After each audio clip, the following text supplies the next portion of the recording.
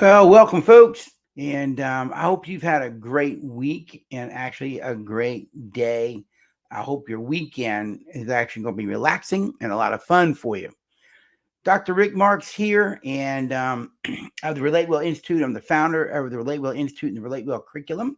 You can check us out at relatewellinstitute.com and learn more about who we are and what we do, and to really encourage and inspire people not just to have a healthy marriage, really have healthy relationships. At our core as humans, we're relational beings. And we can only create healthy relationships to the degree where that we're healthy and mature. To the degree we're unhealthy and immature, you can't really create really strong, healthy relationships because your own emotional immaturity won't let you. Now, the corporate world calls that emotional intelligence. I like the word mature and immature. The Old Testament way of saying it would be wise and fools. All right. I just like mature and immature. I don't call people fools myself, but it's all the same thing.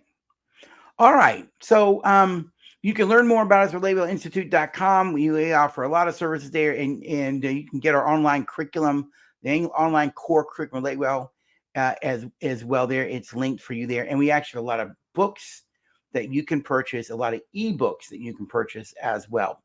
All right. Someone was sharing with me today how much marriages work. That marriages work, marriage work. You've heard that a lot, that marriages work. You got to work at your marriage. You got to work at it. Well, you're never going to have the good marriage you want if you got to work at it.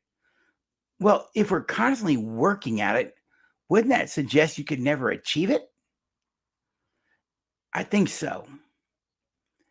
I believe that marriage can get to a place where it's not working. I personally, and I'm not saying I'm right.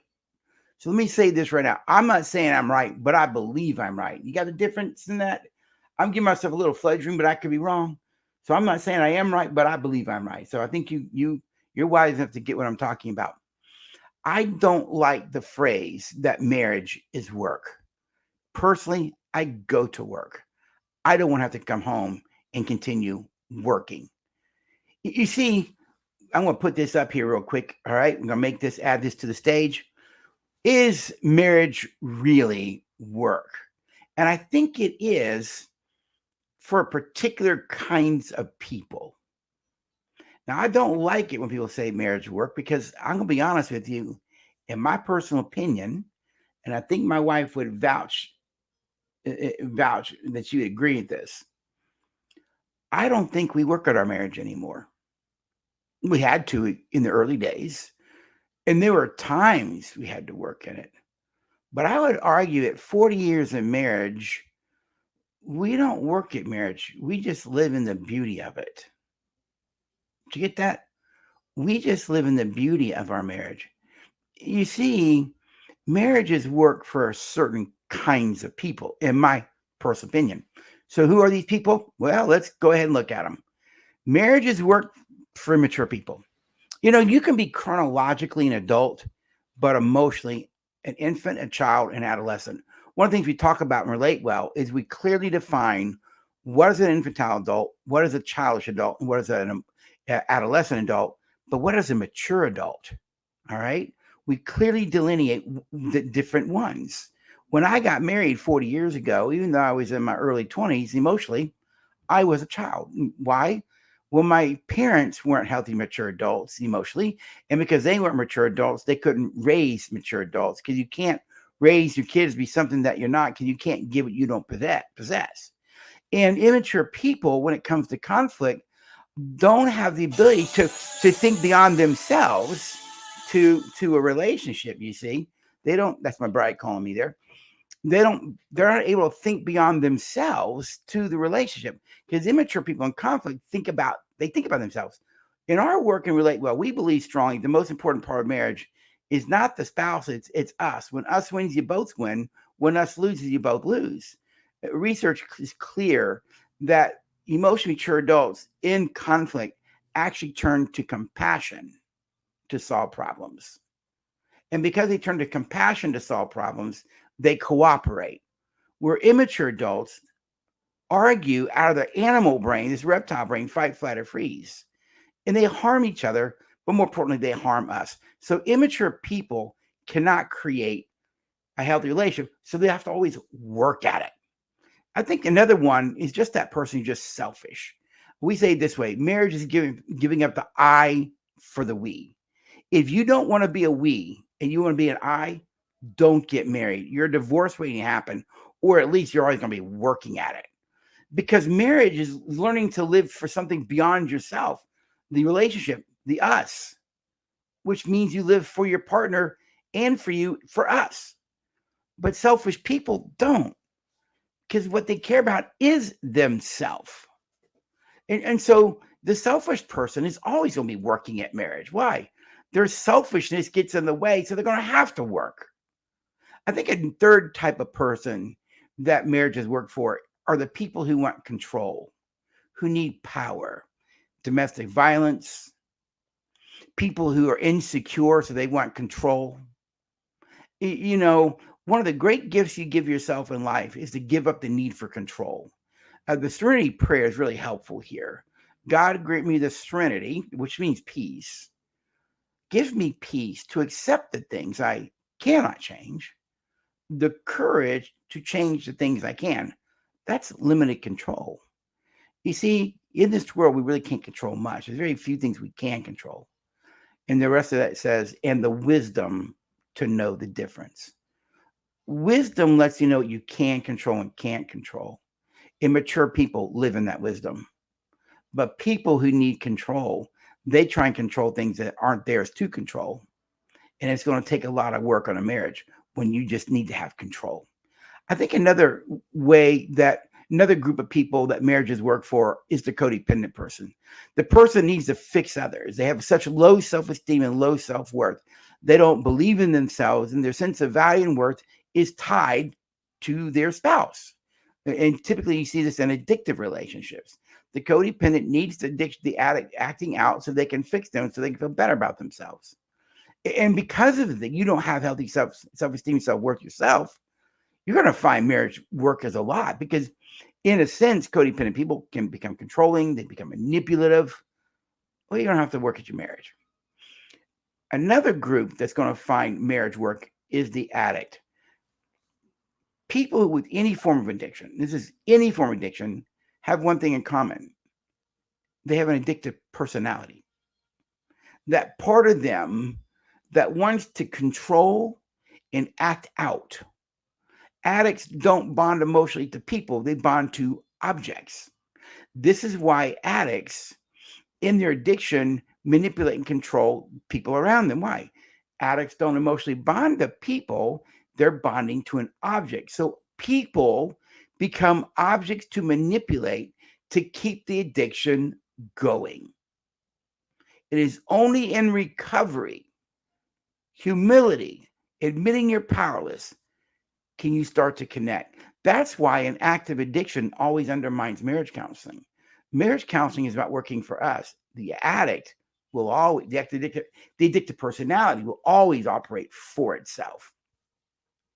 I don't need to say much about the next one because I think everybody gets it. The true narcissistic personality disorder, according to the DSM-5, the Diagnostic Statistical Manual, they always live for themselves, and that thus marriage will always be work. And look at this last category of people that marriages work for. One, I was immature, so I fit the first category, but I also fit this one.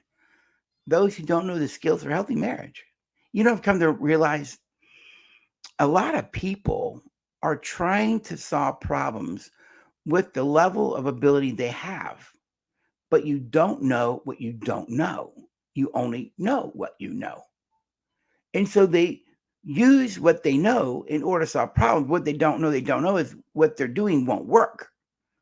But they don't have the skills or tools for emotional regulation, for communication, for problem solving. They don't know how to bond.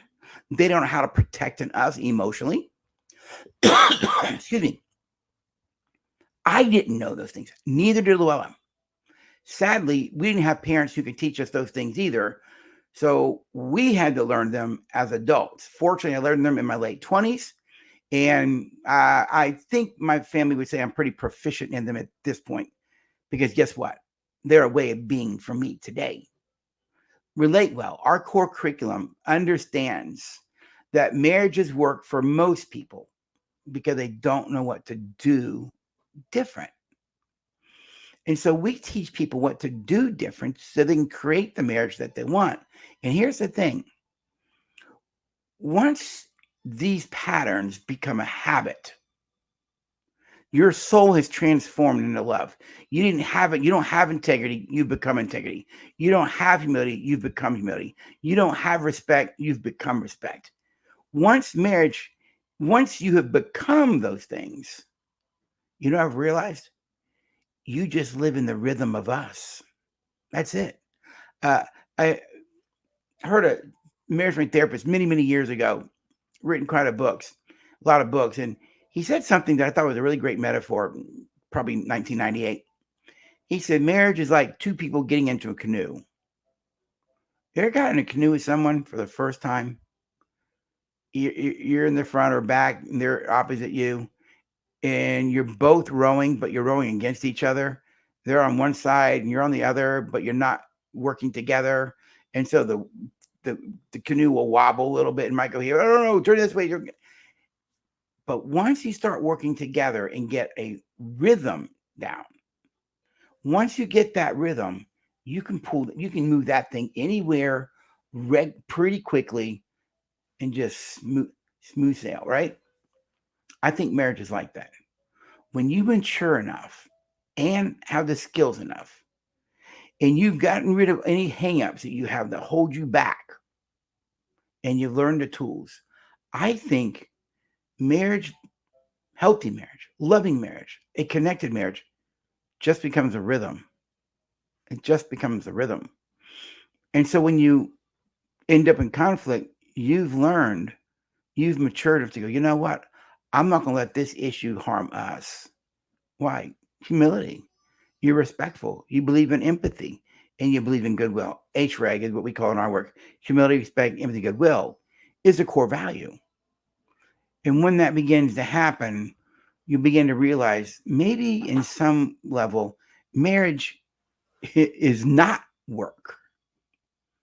Maybe marriage is not work. And I wrote here, marriage is not work. And then you'll notice at the bottom, for those who are emotionally and spiritually mature and know the skills for healthy, immature marriage. And folks, Relate Well Institute and the Relate Well curriculum actually teaches you the core skills of emotional regulation, problem solving, how God designed the brain to bond through the 10 relational needs and how to meet those needs in a way that matters to us.